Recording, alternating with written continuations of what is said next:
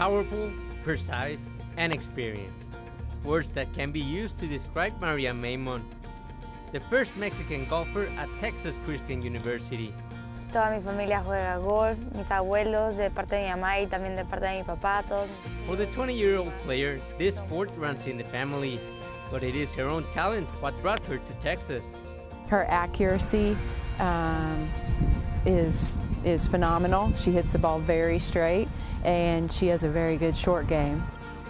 Alexandra Bonetti from France shares a special bond with the sophomore player, who have represented their respective nations at international events. She's great because she always has a smile on her.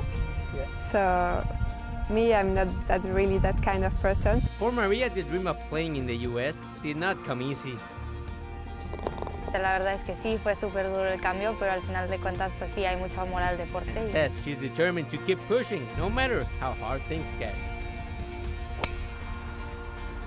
Maria's improvements should not only benefit herself, but it could make TCU a stronger contender at the national stage.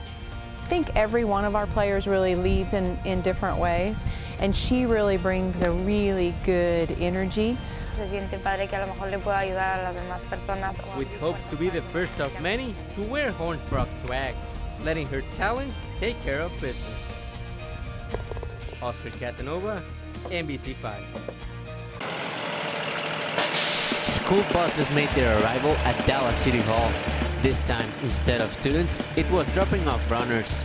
A sea of athletes gathered at the starting line at 8 a.m. At that time, the 2014 Dallas Rock and Roll Half Marathon began. For a fifth time, the nationwide series made a stop in Dallas. As said by organizers, it is a celebration of fitness, well-being, and of course music. Everything combined within 13.1 miles. A celebration that not even a windy morning blew away.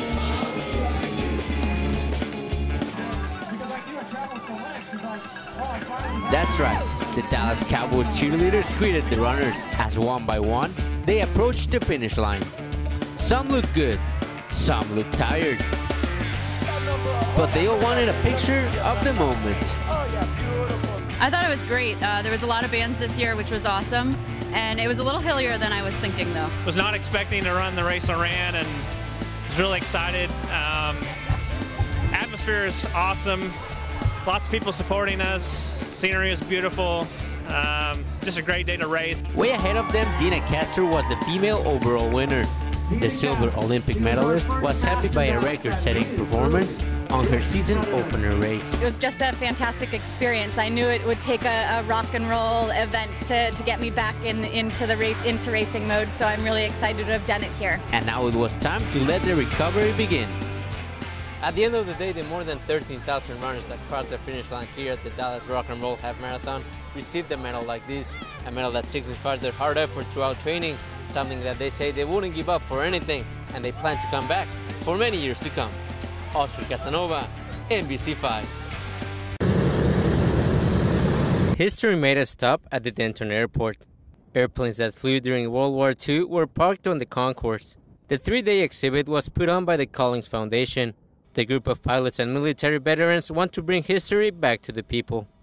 But the only way to know history is to experience history. We give you the opportunity to experience history. During World War II, the V-17 had the mission of killing and destroying the enemy. Today, that same aircraft goes to teach and inspire the future generation about its importance during World War II.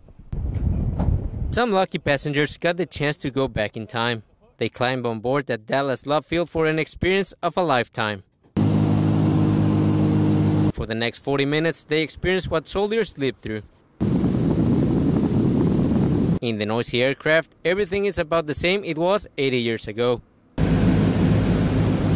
Denton Mayor Mark Burrows was among those who got to peek into the past. Flying over cities and open fields just like the plane they called the Monster did in Europe.